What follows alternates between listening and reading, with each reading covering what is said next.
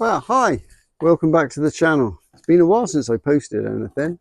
I'm carrying on now with our Defender 110 built into a camper van. So what I want to do today is I want to install an oil catch can. Where I'm going to install it, let me show you. On our Puma engine, we haven't got any air conditioning. So all this space here is empty where the air conditioning pump would have gone. So what I want to do is I want to attach the catch can to here. I want to make a bracket to go across here between these three bolts. So it'll be a triangle shaped bracket, and I'm going to bolt the catch can to there. And that way, the pipe work from out the engine, from the crankcase breather, it's got a short run to go into the catch can, and then from the catch can into the air intake just before the turbo is a short length of tube as well, which should keep things nice and neat. Otherwise, what they do with the catch cans normally is you have a pipe from that side that goes all the way across the top of the engine, and they have a bracket on the opposite wing. Well, I just don't want all that pipe work, not when I can utilize a space that we already have. So let me show you the catch can. Wow, this is the catch can. It's off your favorite marketplace. This is actually off of Temu. I thought I'd just give it a go, see how they work before I shell out for an expensive one. But the actual quality of this, considering it's £20, is really good. It's all solid aluminium, been really nicely machined. It's got an inlet and an outlet for the two hoses. It's got a nice sturdy bracket on the back, which I'll bolt to the bracket I'm going to fabricate. It's actually got a nice little feature. It has a built-in dipstick, which I've already marked 3/4 of the way, that you can see how much oil it's collected and when it needs to be emptied. That's a really nice feature. The only thing it doesn't have is a drain at the bottom, but what they do is the two pieces come apart, and they are really machined nicely. That's a really good thread, and it's got a rubber ring to seal it.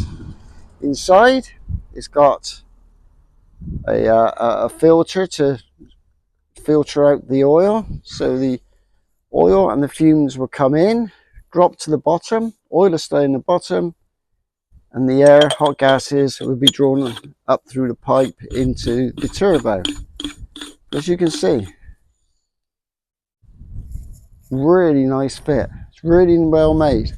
So let's give it a go. We'll go make the bracket, and when I've got the bracket, I'll bolt this on, and I'll see you in 10 minutes, I expect. Well, that's the bracket made. A little bit of scrap steel I had lying around in the shed. Triangle shape like I wanted it to be. Let me show you where it's going to go now.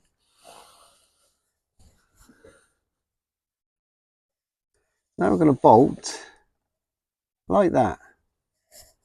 It's I think it's a really good place for it. It doesn't look too bad actually.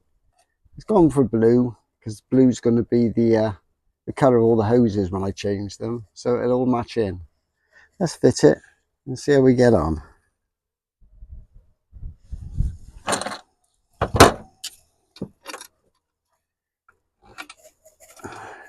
All these bolts should line up.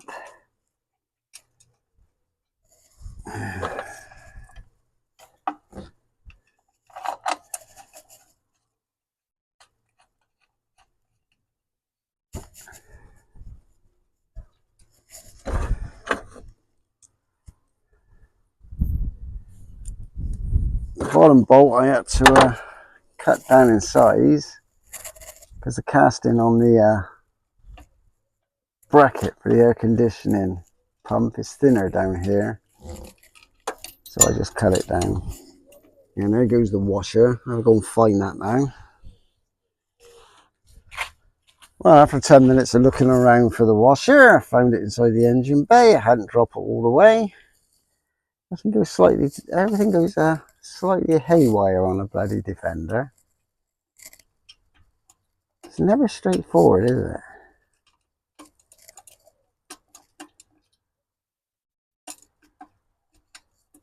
Oh, come on. Don't drop it again, Will.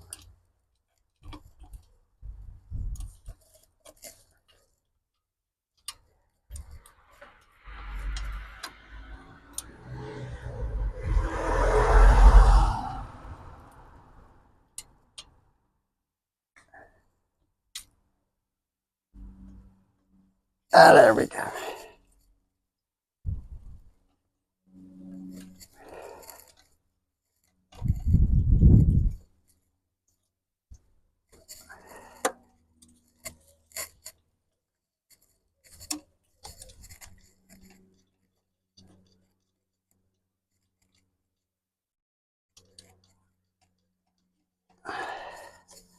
There we go. I don't think it looks too bad there. Like I said, it's only a short pipe. I only need to cut this one, put the connector into here, connector from here into the air intake. It certainly saves it going all across the top of the engine and bolting into the bracket, which they assume you're going to fit in this little gap here. So let's see. What I'll do, I'll connect everything up and show you what it's like when it's finished. And then in, say, 6 months' time, I'll have a look at, see what's inside it and see what it's caught.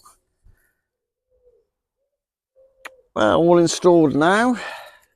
As you can see, the actual existing pipe, this one here that went down to here, was an easy alteration. Just pushed it straight into this section and that fits fine. The only bit I had to fabricate was this piece here. I put 90° in it here because it was too much of a bend around this section down to here. So put a 90° in, which isn't going to do any harm to it, because when you get the kits, they have 4 or 5 90° bends to get to the other side. So I've only got one in here now. So there, it's all finished. It's all bolted in. I don't think it looks quite smart. Takes up a little bit of space that was obsolete, seeing I don't have the air conditioning. There. I think that looks quite good. I said I'll keep an eye on the dipstick, and we'll see when it's running how much it fills up, and I'll put the results on the end of the next video, and then we can see how much it actually collects. But they're not bad for a £20 Temu. Hope you like the video. Give us a thumbs up or subscribe, and then I'll keep the videos coming now. Keep them quite regular as I rebuild a new 110.